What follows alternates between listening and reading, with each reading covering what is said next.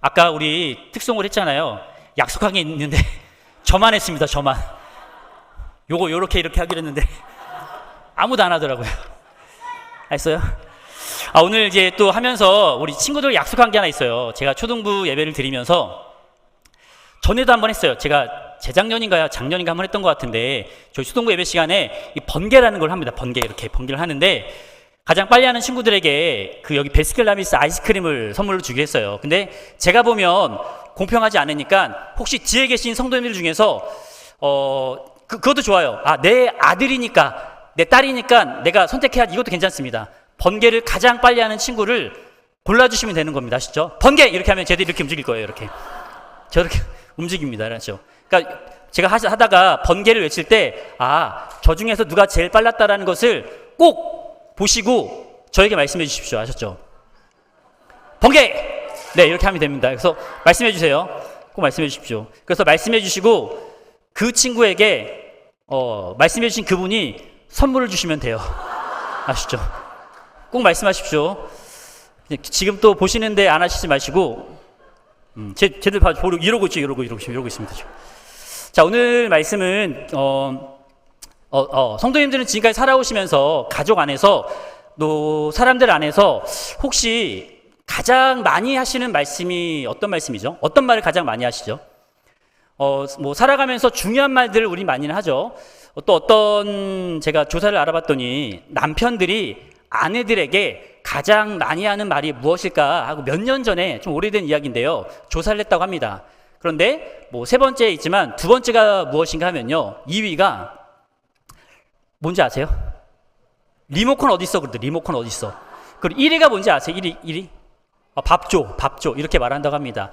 물론 이게 예전에 사람들이 그러긴 하지만 저는 절대 안 그런 것 같아요. 성도님들 중에도 그렇게 하시는 분들이 많이 있을 것 같지 않고 저처럼 혹시 집에 필요한 거 없어? 내가 도와줄 거 없을까? 이렇게 말씀하시는 분들이 더 많을 거라 생각이 되어집니다. 좋아하는 말, 내가 하는 말이 있어요. 자주 하는 말들이 있습니다. 그것은 굉장히 우리 일생에 중요한 거고 일상적인 말이 아니더라도 필요한 말을 하는 거, 정말 소중한 말을 하는 거, 내가 자주 말한다는 것은 그만큼 그 말이 그것에 소중하기 때문에 우리가 자주 하는 말이라고 할 수 있을 것 같다 생각이 듭니다. 오늘 말씀에서도요, 우리가 성경에서 여러 번 반복해서 말하는 것이 있어요. 그 중에 많은 것이 있지만 오늘 우리가 살펴보고자 하는 그 말씀과도 연관이 있는 기도에 대해서 한번 말씀을 통해서 한번 살펴보고자 합니다. 성경에서요, 정말 여러 번 반복하는 것이 있습니다. 기도인데 제가 지금 성도님들한테 말씀을 드려도 성도님들이 단번에 떠오르실 수가 있어요. 제가 지금 성도님들 중에서 이렇게 한번 물어볼게요. 기도와 관련된 성경 구절 생각나시는 거 한번 생각해 보시겠습니까? 지금 제가 이렇게 말하지만 정확히는 아니더라도 대충 어떤 성경 구절이라고 팍 떠오르시는 성경 구절이 있으실 거예요. 왜 그럴까요? 그만큼 교회에서 많이 강조를 하였어요. 뿐만 아니라 또 이것을 암송까지도 한다라는 겁니다. 왜 이렇게 성도님들이 암송까지 하고 지금 기도라는 말만 해도 단번에 어떤 구절이 떠오른다라는 것은 그만큼 교회에서도요, 이 기도에 대해서 강조하였고 기도의 소중함에 대해서 말했기 때문이라는 것이죠. 그만큼 기도는요, 우리 인생에 너무나 중요한 것이 된다라는 것을 우리가 기억을 해야 한다는 겁니다. 오늘 말씀에서도 방금 읽었던 이 말씀, 사무엘이 했던 이 말씀이었는데 오늘 말씀에서도 기도의 소중함에 대해서 이렇게 말하고 있어요.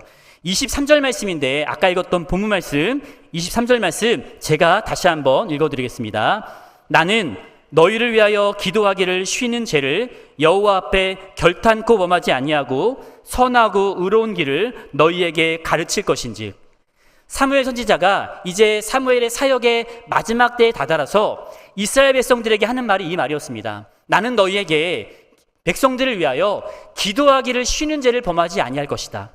이 기도하기를 쉬는 것이 사무엘은 죄라고 말하긴 했지만 진짜 그것이 죄라고 말하는 것이 아니라 나의 사역에 있어서 너희를 위하여 기도하는 것을 멈추는 그것은 나에게는 죄와 같다라는 것을 말씀하는 그런 내용이라는 사실입니다. 그만큼 사무엘은요, 기도의 사람이었어요. 여기에서도 알 수 있는 또 하나의 사건이 있죠. 우리가 읽진 않았지만 사무엘상 7장에 보면 아주 유명한 사건이 하나 나오는 것을 알 수 있습니다. 바로 미스바 기도의 사건이에요. 이 미스바 기도의 사건은 이 사무엘 선지자가 이스라엘 백성들을 미스바로 다 모이게 하죠. 그리고 그곳에서 회개를 가르칩니다. 너희들이 지금껏 살아왔던 것을 하나님께 진정으로 회개를 해야 한다라는 말을 해요. 그럴 때 모든 이스라엘 백성들이 자복하는 마음으로 진정한 회개 운동이 그곳에서 벌어집니다. 그래서 미스바 회개 운동이 그 미스바라는 지역에 일어나게 되었다라고 성경은 말하고 있습니다. 이처럼 사무엘은요, 기도의 사람이었습니다. 단순히 사무엘만이 아니라 그의 어머니도 기도의 어머니라 불리는 한나였어요. 사무엘은 이 기도와 연관된 사람이었고, 이 구절만 하더라도, 사무엘만 본다 하더라도 기도에 대해서 많은 것을 반복해서 말씀하고 있다는 것을 우리는 너무나 쉽게 발견하게 된다는 것입니다. 자, 그렇다면 오늘 우리가 말씀에서 보았던 기도하기를 쉬는 죄, 즉 다시 말해서 우리의 일생에서도요, 하나님께 기도해야 되는 것이 너무나 중요한 것을 알고 있고 당연히 기도해야 한다는 것을 알고 있지만 기도하기를 쉬게 하는 그 무언가가 우리의 삶에도 있다는 겁니다. 그것이 무엇인지를 말씀을 통해 살펴보고 우리의 모습을 점검하면서 정말 우리가 가져야 할 마음을 다시 한번 되짚는 그런 은혜의 시간이 되었으면 합니다.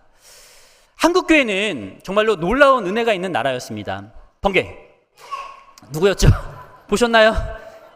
말씀에 집중 하나 못 보셨죠? 저는 봤으니까 제가 드리도록 하겠습니다. 기도하기를 쉬는 이 일들, 한국교회에는 놀라운 일들이 있었어요.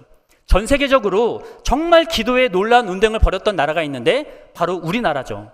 우리나라는요, 이 기도에 놀라운 일을 행하였던 나라였습니다. 얼마나 기도에 대해 진심이었는가 하면 새벽마다 기도를 했어요. 전 세계적으로 보다 하더라도요, 새벽에 나가 새벽에 기도의 자리에 나와서 단순히 몇몇이 기도하는 것이 아니라 예배당에 나와서 기도하는 사람들이 이렇게 한 곳에 교회에 모여서 많은 이 그리스도인들이 기도하는 나라는요, 진짜 우리나라 사람들밖에 없습니다. 이뿐만이 아니에요. 새벽에 기도하는 것이 그치지 않고 우리는 또 어떤 때 기도합니까? 금요일 저녁 시간에 나와서 철야라는 시간으로 이렇게 기도를 드리고 있어요. 이런 나라가 전 세계에 없어요. 또 어떨 때 기도합니까? 진짜 놀라운 것은요, 산이면 산마다 기도의 처소를 만들었어요. 그리고요, 그곳에서요, 기도하는 나라가 바로 우리나라입니다. 정말로 기도원이요, 산마다 있어요, 산마다. 그리고 그곳에서 열심히 기도하는 일을 하였는데 더 놀라운 것은요, 산에다가 기도를 만들었어요. 그러면 그 기도원에서 기도하면 되잖아요. 그런데 밤 되면요, 사람들이 거기서 나가가지고 나무 앞에 서가지고 나무를 붙들고 누군가가 말했겠죠. 나 나무 흔들며 기도했더니 와, 은혜를 엄청 받았다. 이런 얘기 들으니까 너나 할 것 없이 나무를 흔들며 기도하는 일들도 벌어진 것이 우리나라 사람들입니다. 기도의 진심이에요. 열정이 있었습니다. 이뿐만이 아닙니다. 어른들이 그렇게 한다면 청년들은 어떠합니까? 또 중고등부 학생들은 어떠하죠? 여름마다 다른 사람들은요, 경치 좋은 곳에 놀러 가죠. 그런데 우리 청년들, 중고등부 학생들은 어떻게 합니까? 경치 좋은 곳에 가기는 갑니다. 그런데 그곳에서도요, 뜨겁게 기도해요, 밤마다. 제가 청년부 담당을 할 때에 기도의 시간을 제가 생각한 만큼 했더니 청년들이 그렇게 말하더라고요.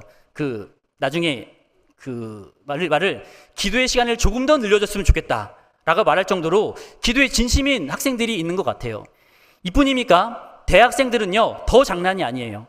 제가 대학교 때 CCC라는 그 선교단체에서 있었습니다. 그런데요, 이 CCC는요, 겨울이 되면 금식 수련회라는 것을 해요. 그냥 기도도 아니고요, 금식을 하면서 기도합니다.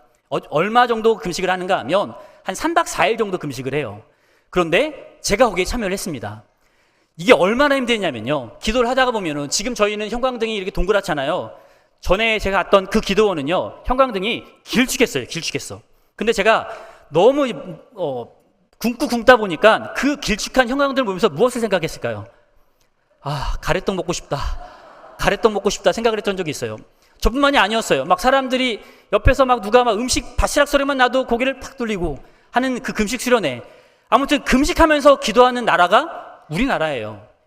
이뿐 아닙니다. 정말로 어떤 행사가 있으면 행사가 있을 때마다 기도의 시간을 만들고 정말 기도의 시간마다 뜨겁게 모여서 기도하는 나라가 바로 우리나라 아닙니까? 그렇기 때문에 하나님께서 이 나라 가운데 놀라운 은혜를 허락하셨습니다. 단기간에 이렇게 참된 부흥을 이뤘던 나라는요, 극히 드물 정도로, 찾아보기 힘들 정도로 우리는 하나님께로부터 기도를 통하여, 기도함을 통하여 너무나 놀라운 은혜를 얻은 자들이 바로 우리라 할 수 있다는 사실입니다. 자, 그런데요, 지금은 어떠할까요? 그렇게 큰 은혜를 받았습니다. 기도의 소중함도 알고 있어요. 기도를 많이 해가지고 우리가 뜨겁게 받았던 은혜들을요, 우리는 고백까지 하면서 기도의 소중함을 너무나 잘 알고 있습니다. 그런데 지금 우리의 기도의 모습은 어떠한지에 대해서 우리가 한번 생각해 보았으면 합니다. 아까 우리 기도원 말씀드렸죠. 과거에는요, 평일에 가도 기도원에 사람들이 바글바글했습니다. 그 기도원 시간마다는 알겠지만 중요한 시간에는요, 사람들이 앉을 자리가 없을 정도로 바글바글했던 것이 한국교회 기도원의 모습이었어요. 그런데 최근의 모습은 어떠할까요? 지난번 우리 초등부 교사들과 함께 기도원에 방문한 적이 있는데 토요일이었습니다. 그 시간에는요, 원래는 사람들이 바글바글 해야 되는 것이 맞아요. 하지만 갔더니 이미 자리는 많이 비어 보였어요. 이것이 오늘 어쩌면 우리들의 한국교회의 모습이 아닐까라는 마음도 들면서 안타까운 마음이 들기 좀 시작했습니다. 그러면 왜 과거에는 그렇게 뜨겁게 기도하는 마음이 있었고 누구나 그 기도의 은혜를 경험했고 수없이 기도의 훈련을 해왔던 우리들이 과거의 모습을 되찾지 못하고 현재에는 기도의 모습이 예전과는 다른 그 이유는 어디에 있다고 보십니까? 기도하기를 쉬어야 하는, 기도하기를 멈추었던, 기도하지 못하게 되는 그 이유가 무엇인지에 대해서 우리가 한번 생각해 보자라는 겁니다. 물론 충분한 이유가 있다 생각이 되어집니다. 과거보다 현재의 삶이 더 바쁜 것 같다는 생각이 듭니다. 과거보다 더 발전한 시대에 우리가 살아가고 있어요. 그리고 더 분주하게 살아가는 모습처럼 보여지기도 합니다. 물론 과거의 사람들도요, 너무나 바쁘게 살았던 것은 맞습니다. 그런데 오늘날을 보면 여러 사람들이 정말로 저녁에도 자기의 시간을 갖지 못하고 집에 오자마자 가정일을 해야 할 그런 바쁜 가운데, 분주한 가운데 살아가는 것이 오늘의 시대라 생각이 됩니다. 또 어떤 사람들은 새벽부터 그 자신의 일을 하면서 정말 부지런히 일하는 것이 오늘날의 시대인 것 같다는 생각도 듭니다. 또 자녀를 양육하는 가정에 있어서는 어떠합니까? 둘 다 그 맞벌이를 하면서 열심히 일하고 돌아와서도요, 쉼이라는 것이 없이 또다시 육아를 시작해야 하는, 또 다른 일을 시작해야 되는 것이 어쩌면 오늘날의 모습이라는 생각이 듭니다. 맞습니다. 너무나 바쁘고 너무나 힘든 시대 속에 살아가는 것이 우리들이 할 수 있을 것 같아요. 그런 이유 때문에 우리가 과거보다 뜨겁지 못하지만 그 기도의 분량을 줄이는 것은 분명한 사실처럼 보여집니다. 자, 그런데요, 그거 아십니까? 우리 예수님도요, 너무나 바쁘게 사셨다는 것을 혹시 아십니까?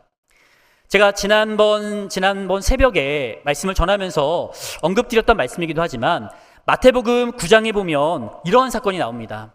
예수님께서 여러 가지 일들을 하세요. 가장 먼저 하셨던 사건이 무엇인가 하면 중풍병자를 고치시는 사건이었습니다. 우리가 잘 알고 있는 사건이에요. 그 4명의 친구들이 자신의 친구인 중풍병자를 이끌고 와서 그 지붕을 뚫고 예수님께로 내려오는 그 장면이 있지 않습니까? 그 장면, 바로 그 중풍병자를 고치신 분이 예수님이셨어요. 그 병자를 고치신 이후에 예수님께서 무엇을 하셨는가 하면 예수님의 제자였던 마태를 만나셔서 그를 제자로 부르십니다. 그리고 나서 예수님께서 하셨던 일은 무엇이었는가 하면 요한의 제자들과 함께 이 금식에 대한 논쟁을 벌이십니다. 그건 단순히 이야기 몇 마디 주고받는 것이 아니었을 겁니다. 진정한 논쟁이 있었겠죠. 그리고 나서 예수님께서 그곳으로 옮겨서 무엇을 하셨는가 하면 백부장의 하인의 병을 고쳐주세요. 백부장이 나타나서 자신의 하인의 병을 고쳐주시길 말하죠. 그리고 그 말하는 그 중간에 12의 혈류병을 앓았던 어떤 한 여인이 예수님의 옷자락에 손을 댑니다. 그리고 그 병이 나음을 입었게 되죠. 또 그리고 나서 예수님께서 이동하셔서 누구를 만나시는가 하면 2명의 맹인을 만나십니다. 그리고 그들의 병도 고쳐주세요. 그리고 나서 예수님이 또 이동하셔서 말 못하는 병어리의 병도 고쳐주시죠. 이 모든 것들이 예수님이 하루 동안 하셨던 일이었던 겁니다. 예수님은요, 그렇게 일을 하시면서 기도하셨을까요? 예수님은요, 그렇게 행하시면서도요, 기도하시는 분이 우리 예수님이셨다는 사실입니다. 우리가 너무나 잘 알고 있는 오병이어의 사건을 아시죠? 오병이어의 사건에도 마찬가지입니다. 단순히 오병이어의 그 이적을 행하신 그것만이 그치는 것이 아니라 그 전에 무슨 일이 있었는가 하면 배를 타고 빈들에 도착하시자 수많은 사람들이 예수님을 찾아옵니다. 그들을 불쌍히 여기셨던 예수님은요, 그들의 병을 고쳐주세요. 밤 늦은 시간까지, 저녁까지 그 일이 계속 되어졌고 저녁이 되었을 때에 돌아가지 않는 사람들을 위하여 예수님은요, 오병이어의 이적을 허락하신 겁니다. 그리고 그 피곤한 몸을 이끌고 예수님 무엇을 하셨을까요? 마태복음 14장 23절에 있는 말씀을 보면 이렇게 나와 있습니다. 제가 읽어드립니다. 무리를 보내신 후에 기도하러 따로 산에 올라가시니라. 저물매 거기 혼자 계시더니. 예수님께서요, 오병이어의 이적을 행하시고 수많은 사람들을 다 돌려보내신 이후에 제자들마저 배 타고 건너가라 말씀하신 이후에 예수님은 홀로 기도하러 올라가셨다라고 성경은 말하고 있습니다. 누구보다 바쁘셨고요, 누구보다 열심히 일하신 분이 바로 예수님이셨어요. 그러함에도 불구하고 그 피곤한 몸을 이끌고 기도하러 한적한 산에 올라가서 하나님께 부르짖게 하여 하셨던 분이 우리 예수님이었다라는 것을 성경은 말하고 있다는 사실입니다. 바쁘기 때문에 우리의 기도의 분량이 줄었다고 우리는 말할 수 있습니다. 하지만 예수님을 근거로 본다면 바쁜 그것이 우리의 기도를 쉬게 하는, 우리의 기도를 멈추게 하는 이유가 되어서는 안 된다는 것을 성경은 우리에게 분명히 말씀하고 있다는 것을 꼭 기억하셨으면 좋겠습니다. 과거에 종교개혁을 일으켰던 루터가 했던 아주 유명한 말이 있습니다. 루터가 이런 말을 했죠. 나는 너무 바쁘기 때문에 하루에 2시간을 기도하지 않으면 그 일들을 다 처리할 수 없다. 이 루터가 너무나 많은 일을 감당하는 사람이었습니다. 그런데요, 너무나 많은 일을 감당하기 위해서 루터가 했던 가장 중요한 일은 하루에 2시간을 기도하는 일이었다고 해요.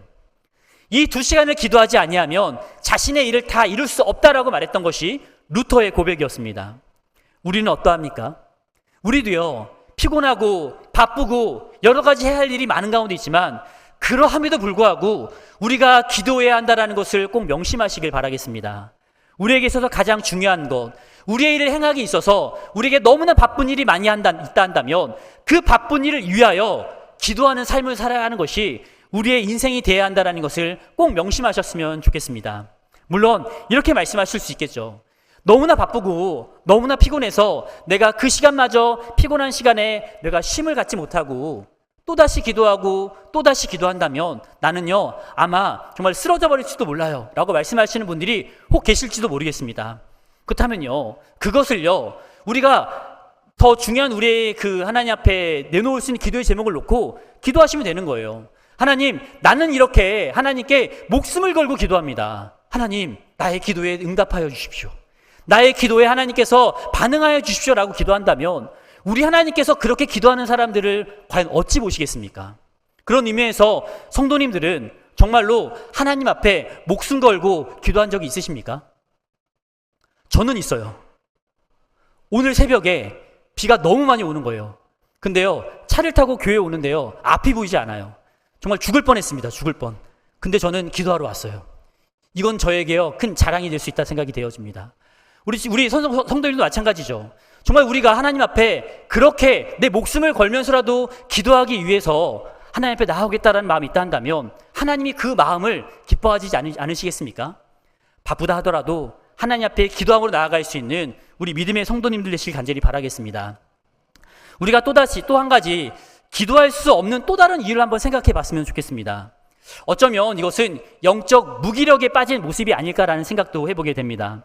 영적 무기력에 빠진 이유가 무엇일까요? 은혜가 사라졌기 때문이죠. 과거에는요, 작은 것에도 은혜를 받던 사람이었어요. 하지만 어느 순간부터 무기력에 빠지다 보니까 어느 것도 은혜가 되지 않는 거예요. 어떤 말씀을 들어도, 어떻게 기도를 한다 하더라도 기도도 되어지지 아니하고 무기력에 빠져서 더 침체의 길로 가고 기도가 되어지지 않는 모습으로 살아갈 수 있다 생각이 됩니다. 그런 사람들은요, 정말 은혜를 잃어버리기 때문에 그런 결과가 나올 수 있다 생각하죠. 물론 그들에게는요, 여러 가지 이유가 있을 거라 생각이 됩니다. 열심히 믿음 생활했고, 열심히 기도도 해봤고, 열심히 하나님 보시기에 정말 최선의 삶을 살았지만 결과적으로 자신에게 오는 것이라 한다면 정말 어떻게 보면 상처받는 일들, 정말로 괴로움의 일들, 기도해봐야 어떤 응답도 없는 그런 답답한 상황들이 그런 사람들에게 펼쳐졌기 때문에 무기력증에 빠지고 영적 침체감에 빠질 수 있다 생각이 됩니다. 믿음으로 살아가는 사람들에게 물론 이런 어려움이 분명 있는 것 같다는 생각이 들어요. 어쩌면 하나님은 왜 믿음의 사람들에게 은혜를 베푸시지 않고 믿음의 모습으로 살아가지 않는 자들에게 더 큰 좋은 일을 허락하시고 더 행복한 일을 허락하신 이유는 무엇일까 의문이 드는 것도 사실이죠. 그러나 그 허탈감으로 인하여서 우리 신앙마저 버리진 않았으면 합니다. 이런 대표적인 인물이 있었습니다. 우리가 너무나 잘 알고 있는 엘리야라는 사람이었죠. 엘리야는 어떠하였습니까? 850명과의 대결에서도요, 당당하게 하나님을 위해서 그 대결에 승리를 이끈 사람이 바로 엘리야였습니다. 말이 850명이지 그 사람들 앞에서 홀로 서서 하나님의 이름을 높이는 것이 과연 쉬웠겠습니까? 수많은 사람들이 자신을 몰려쌌고 자신들을 비방하면서, 엘리야를 비방하면서 정말로 하나님의 이름보다 자신들이 믿는 신들이 위대하다고 외치는 그 상황 가운데 당당하게 하나님이 위대한 하나님임을 외쳤던 그 엘리야의 그 열정은요, 무시 못할 큰 믿음에 있는 사람이 가져야 할 모습이었던 것이죠. 엘리야는 그런 사람이었습니다. 그뿐만이 아니었습니다. 야고보서에 보면 그가 기도한 즉 비가 내리고 그가 기도한 즉 비가 오지 않았다라는 말씀이 있을 정도로 비가 오게 하는 기도를 드렸던 사람이 엘리야였습니다. 그렇게 능력 있는 사람이 엘리야였지만 이 엘리야가 자포자기하고 죽기를 각오한 순간이 있었습니다. 바로 그 850명과의 대결 승리 이후에 이세벨이 이 엘리야를 죽이기로 마음을 먹었던 그 순간, 그 소리를 들었던 엘리야가 어떻게 행동합니까? 루뎀나무 아래로 도망을 가죠. 그리고 하나님께 말하는 겁니다. 하나님, 저 죽여주세요. 저 살기 싫습니다. 하나님, 나 데려가세요. 나의 목숨을 취하여 주세요 라고 기도했던 것이 엘리야였습니다. 이런 패배자의 모습으로 전략할 수 있었던 이유가 무엇이라 생각합니까? 큰 은혜를 경험했지만, 너무나 큰 것을 경험하긴 하였지만 그 죽음이란 이야기 앞에 승리를 맛본 그 순간에도 하나님이 왜 이런 일을 나에게 허락하실까에 대한 답답함이 있지 않았겠습니까? 그런 순간 엘리야는요, 답답하였고 무기력정에 빠졌고 자포자기한 심령이 되었을 것은 분명합니다. 우리는 이런 엘리야를 보면서 혹 어떤 마음이 드십니까? 이렇게 능력 있는 사람, 정말로 하나님의 큰 은혜를 경험했던 엘리야였다 한다면 지금 엘리야가 이렇게 자포자기하고 죽기를 바란 이런 모습을 보면서 성도님들이 생각하는 마음은 어떤 마음이죠? 도대체 엘리야가 왜 이러지? 큰 은혜를 경험했던 다른 사람도 아니고 이 엘리야가 도대체 왜 그런 거야? 라고 생각하지 않으십니까? 자, 그런데요, 영적 무기력에 빠져있는 우리들을 바라보시며 하나님께서도 동일하게 말씀하고 있습니다. 예, 너는 왜 그러고 있니? 내가 너에게 놀라운 은혜도 허락하였고 너는 나를 통하여 수많은 은혜를 경험하였음에도 불구하고 왜 그렇게 자포자기하고 있고 왜 그렇게 낭망하고 있냐라고 말씀하고 있다는 사실입니다. 우리가 그 자포자기한 심정에서 일어나야 한다는 것이에요. 다시금 일어나서 하나님을 바라보고 다시금 그 은혜의 순간들을 떠올리는 모든 성도님 되시길 간절히 바라겠습니다. 과거에 제가 그 청년 시절에 저를 가르쳤던 한 목사님이 계셨어요. 그 목사님이 저에게 하셨던 말씀이 이런 말씀이셨습니다. 혹시 인생을 살아가다가 어려운 일을 당하고 믿음에 연약해지는 순간이 있다 한다면 이렇게 한번 해보라는 것이었어요. 그것은 무엇이었는가 하며 은혜의 순간들의 기록들을 다시 한번 찾아서 읽어보라는 것이었습니다. 부흥의 때의 그 기록들을 읽어보고 하나님의 놀라운 은혜를 베푸셨던 그 때의 일들을 한번 읽어보라는 것이에요. 그러하면은 놀라운 은혜를 다시 한번 경험할 수 있다 말씀하셨던 것이었습니다.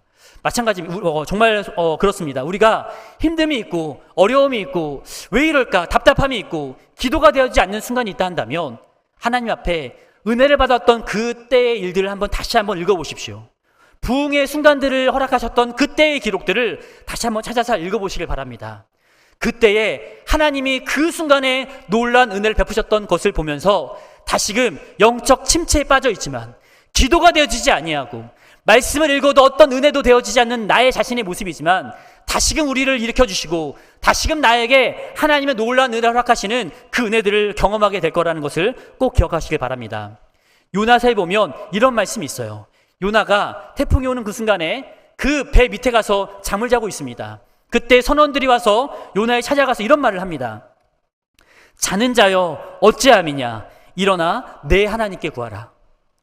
오늘 믿음의 침체가 있고 기도하지 못하고 영적 침체에 빠져있는 우리들에게 하시는 메시지라 생각이 되어져요. 자는 자여 어찌함이냐, 일어나 내 하나님께 구하라. 우리가 자고 있는 그 모습을 하나님 보시면서 너무나 안타까워하고 있는 겁니다. 그 자리에 머물러 있는 우리를 바라보시면서 하나님은요 너무나 안타까워하고 계신다는 사실입니다. 혹 그런 이유로 기도하지 못하는 상태에 있는 성도들이 계시단다면 은혜의 순간을 떠올려 보시고 다시금 일어나 나에게 은혜를 베푸셨던 그 하나님께 다시금 구하시면서 다시금 기도의 뜨거움을 일으키실 수 있는 우리 귀한 성도님들 되시길 간절히 바라겠습니다. 마지막 한 가지만 더 살펴보길 원하는데요. 기도하지 못하고 있는 이유, 그 한 가지는 무엇인가 하면 아마도 걱정 없는 삶을 살아가기 때문이 아닐까라는 생각을 합니다. 물론 우리 그리스도인들이 가장 바라는 삶이 어떤 삶입니까? 평안이에요. 우리 그리스도인들이 가장 고대하는 삶도요, 평안입니다. 걱정 없이 살고 어려움 없이 사는 것을 모든 그리스도인들은 꿈꾸고 있다는 겁니다. 자, 그런데요, 기도하지 않았는데도 우리의 삶에 평안이 지속돼요. 우리가 하나님께 부르짖지 않았는데도 우리의 삶에 어떤 문제도 발생하지 않습니다. 그렇다면 그것은 진정한 평안입니까? 진정한 우리의 삶의 행복일까요? 성경에서 기도만큼이나 강조하는 것이 있습니다. 그것이 무엇인가 하면 고난이에요. 그리스도인들은요, 반드시 고난을 겸하여 받게 되어집니다. 우리의 인생도 한번 돌아보시기 바랍니다. 연초가 되었을 때에 우리가 항상 이렇게 고백을 하죠. 기도를 하죠. 하나님, 올 한 해 정말 우리의 삶에 진정한 평안의 삶을 꿈꾸게 해주세요. 걱정도 없고 근심도 없는 삶을 살아가길 소망합니다 라고 우리가 기도하지 않습니까? 그런데요, 정말 그런 삶이 우리에게 펼쳐집니까? 우리가 고난이 없길 바라고 근심이 없길 바라고 괴로움이 없길 바라지만 우리의 인생은요, 고난의 연속이에요. 어떤 문제를 해결하고 나면요, 또 다른 문제가 발생하는 것이 우리의 인생이라는 사실입니다. 그것이 우리 그리스도의 인생입니다. 그런데요, 진정한 그리스도인들은 그 상황 가운데, 고난 가운데, 어려움 속에서도 참된 평안을 유지하는 그 사람이야 말로 진정한 그리스도인이라는 것을 아셔야 한다는 겁니다. 고난 중에도 흔들리지 않는 평안함, 그것이 그리스도인들에게 필요한 진정한 평안이라는 것을 꼭 기억하셨으면 합니다. 정말 하나님 앞에 진정한 평안, 기도함도 없이 영적 침체에 빠져 그런 상황 속에서도 그냥 그렇게 살았던 대표적인 인물이 있었습니다. 누구였는가 하면 다윗이에요. 다윗이 범죄했던 그 순간 한번 떠올려 보시길 바랍니다. 사무엘하 11장 2절에 보면 이런 말씀이 나와 있어요. 제가 한번 읽어드립니다. 저녁 때에 다윗이 그의 침상에서 일어나 왕궁 옥상에서 거닐다가 그곳에서 보니 한 여인이 목욕을 하는데 심히 아름다워 보이는지라. 지금 여기에서 어떤 말씀이 나오는가 하면 다윗이 저녁에 일어났다고 말하고 있어요. 저녁에 침상에서 일어났다. 평소에 다윗과는 너무나 달라 보이는 모습입니다. 다윗의 모습은 언제 어디서나 항상 먼저 하나님을 찾고 부지런히 하나님께 나아갔던 그 인물이 다윗이었어요. 그런데 지금 이 말씀에서는요, 저녁 때에 그가 침상에서 일어났다고 성경은 말합니다. 물론 이런 이유를 댈 수 있겠죠. 그동안 이 다윗이 너무나 고된 삶을 살고 나라의 평안을 위하여 열심히 살아왔고 드디어 나라가 평안해졌기 때문에 다윗은 이렇게 잠시 저녁에 침상에 일어나는 것은 다윗에게 허용되어야 한다라고 생각하는 분들이 혹 계실지 모르겠어요. 자, 그런데 정말 그러할까요? 읽었던 11장 2절 앞절에 보면 이렇게 나와 있어요. 11장 1절 말씀에 보면 이렇게 나와 있습니다. 그 해가 돌아와 왕들이 출전할 때가 되매 다윗이 요압과 그에게 있는 그의 부하들과 온 이스라엘 군대를 보내니 그들이 암몬 자손을 멸하고 랍바를 에워싸고 다윗은 예루살렘에 그대로 있더라. 지금 다윗이 저녁에 침상에 일어났던 그때는요, 전쟁 중이었던 때였습니다. 평상시 다윗이란다면 앞장서서 전쟁에 나가서 전쟁을 지휘했던 사람이었어요. 하지만 그가 참된 평안, 예수 그리스도 안에서 누려지는 평안이 아니라 기도하지 않았는데도 아무런 문제가 발생하지 아니하고 그냥 편안한 삶을 살아가는 그때에 다윗이 생각했던 것은요, 다윗이 했던 모습들은요, 전쟁에 나가 함께 전쟁에 싸웠던 그 모습이 아니라 전쟁은 자신의 부하들에게 보내고 자신은 여전히 예루살렘에 남아서 저녁의 때야 일어서 침상에서 일어나 왕궁 옥상을 거니는 그런 행동을 했던 것이 다윗의 모습이었던 것입니다. 다윗의 모습과는 전혀 다른 모습이었죠. 만약 다윗이 이때에도 열심히 하나님께 기도하는 삶을 살았다 한다면 다윗은요, 예루살렘에 남아있지 않았을 거예요. 물론 몸이 너무 고돼가지고 예루살렘에 남아있다 하더라도 저녁에 침상에서 일어나진 않았을 겁니다. 물론 그것도 허용할 수 있어요. 너무너무 고되고 육체가 연약하여서 저녁이라도 침상에 일어날 수밖에 없는 상황이 있다 하더라도 다윗은요, 왕궁에서 그 옥상에서 목욕하는 밧세바를 보면서 그 범죄하는 마음을 그렇게 일으키진 않았을 거라는 겁니다. 만약 그가 기도하는 모습을 이어갔다 한다면, 만약 하나님과 관계가 더욱더 돈독한 상태였다 한다면 그는 죄악에 빠질 일을 행하지 않았을 거라는 것이 우리가 말씀을 통해 볼 수 있는 사실이라는 겁니다. 그러나 다윗은요, 기도하지 아니함을 통하여 편안한 삶을 살아가고자 했던 사람이었습니다. 우리는 어떠합니까? 성도님들은 과연 어떠하십니까? 내가 열심히 기도해야 하나님의 은혜를 받는다라는 것을 알고 있어요. 그런데 기도를 안 해도 나의 삶에 어떤 문제가 발생하지 않아요. 기도를 안 했는데도 내 안에 어떤 걱정거리도 없는 겁니다. 그런 삶이 하루가 아니고 이틀이 아니고 여러 날이 지속됐는데도 불구하고 내가 아무런 이상함을 느끼지 않아요. 그것이 바로 그리스도인들의 삶입니까? 기도하지 않았는데도 내가 살아간다는 것, 그것이 그리스도인들의 요구되는 삶이라 생각하십니까? 결코 그렇지 않습니다. 결코 그렇지 않습니다. 하나님은요, 우리에게 기도하지 아니하면 결코 살아갈 수 없는 인생들을 우리가 허락하셨어요. 우리가 기도해야 함을 알고 더욱더 부지런히 기도해야 한다는 것을 잊지 않고 살아가실 수 있는 그런 모든 성도님들 되시길 바라겠습니다. 그러면 우리의 삶이 어때야 하겠습니까? 다시 기도에 불을 붙이는 그런 거룩한 세대로 살아가야 되지 않겠습니까? 시대가 너무 악하다고 있어요. 다음 세대를 바라보면서 정말로 그 악한 세대들이 행하는 행동들을 보면서 앞으로 이 시대가 어떻게 될까 막막한 모습으로 우리는 한탄하고 있습니다. 어떻게 하겠습니까? 이 시대를 위하여, 이 나라를 위하여, 우리 한국 교회를 위하여 우리가 다시금 기도의 불을 일으키며 뜨겁게 기도해야 되는 것이 우리의 모습이 되어야 되는 생각하지 않으십니까? 제가 예전에 과거에 어떤 글을 한번 읽었어요. 그래서 이런 말씀이 나오더라고요. 어떤 한 목사님이 어느 날 너무나 기도에 뜨거운 마음이 일어나서 한 저녁 늦은 시간에 교회 예배당에 와서 간절히 하나님께 기도하기 위하여 그 자리에 찾아갔답니다. 그리고 맨 앞자리 자신의 기도 자리에 서서 앉아서 막 하나님께 부르짖었대요. 자, 그런데 그때 아주 놀라운 일이 벌어집니다. 어떤 일이 벌어진지 아십니까? 약속도 하지 않았는데, 사람들에게 알리지도 않았는데 그 교회 성도들이요, 하나둘씩 그 교회에 몰려서 함께 기도를 하더라는 겁니다. 하나님이 그 목사님과 같은 동일한 마음을 그 기도하기 위하여 온 그 성도들 마음에 동일하게 허락하셨다는 거죠. 제가 이 사역을 처음 시작하면서 이 글을 읽고요, 너무 큰 은혜가 됐어요. 그래서요, 제가 전도사 시절 나도 한번 해봐야겠다 해서 저도요, 전도사 시절 여름 성경학교를 앞두고요, 제가 똑같이 한번 해봤어요. 하나님, 이런 은혜 나에게도 허락하여 주십시오라고 제가 성경학교를 앞두고 그 유년부실, 제가 담당한 유년부실에서 제 맨 앞자리에, 설교하는 자리에 앉아서 제가 열심히 막 무릎을 꿇고 기도했습니다. 내심 기대했던 거예요. 누가 올까? 누가 올까? 왔을까요? 안 왔을까요? 아무도 안 왔습니다. 아무도 안 왔어요. 물론 훗날 하나님께서 그런 은혜를 분명 허락하실 것 같다는 생각은 듭니다. 하지만 우리가 바라볼 것이 무엇일까요? 기도하는 마음. 우리가 기도하면요, 이 기도는요, 전염되게 되어 있어요. 오늘 우리가 이 시간 예배 끝나고 말씀을 듣고 뜨겁게 기도할 겁니다. 다른 사람 신경 쓰지 마시고 하나님께 기도하시길 바랄게요. 내가 기도할 때에 내 기도를 통하여 이 기도의 은혜가 다른 사람이 전달되어지고, 나도 기도하고 싶다, 나도 부르주고 싶다라는 마음이 우리 안에 일어나야 되지 않겠습니까? 또 이렇게 말씀하시는 분 혹 계실지도 모르겠어요. 목사님, 나도 기도 너무 하고 싶은데 꼭 교회에 와서 기도하는 것이 아니어도 괜찮지 않습니까?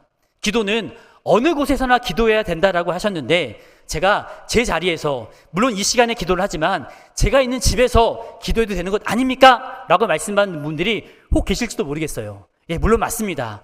어느 곳에서 기도해도 맞는 것이에요. 자, 그런데요, 과거에 솔로몬이 성전을 짓고 그 지혜로운 사람이 이런 기도를 올려드렸어요. 저는 솔로몬이 정말 위대한 사람이라고 생각합니다. 어떤 기도를 올려드렸는가 하면요, 기도한 이후에 이렇게 기도를 합니다. 주의 종과 주의 백성 이스라엘이 이곳을 향하여 기도할 때 주는 그 간구함을 들으시되 주께서 계신 곳 하늘에서 들으시고 들으시사 사하여 주옵소서. 또 기도합니다. 하나님, 이스라엘 백성들이 자신의 죄가 있을 때 이 성전에 나와 하나님께 부르짖으면 하나님은 하늘에서 들으시사 그들의 죄를 사하여 주시옵소서.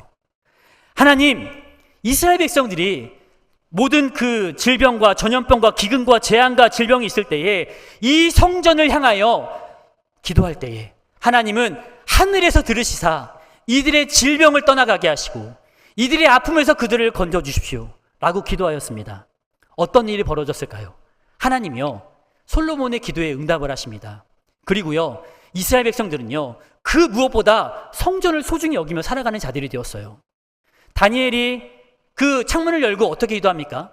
보국으로 돌아가려고 없을 그 포로 시절에 성전을 향하여 하나님께 기도했던 것도 이와 연관된 모습이었던 것입니다. 우리가 교회를 사랑해야 되지 않겠습니까?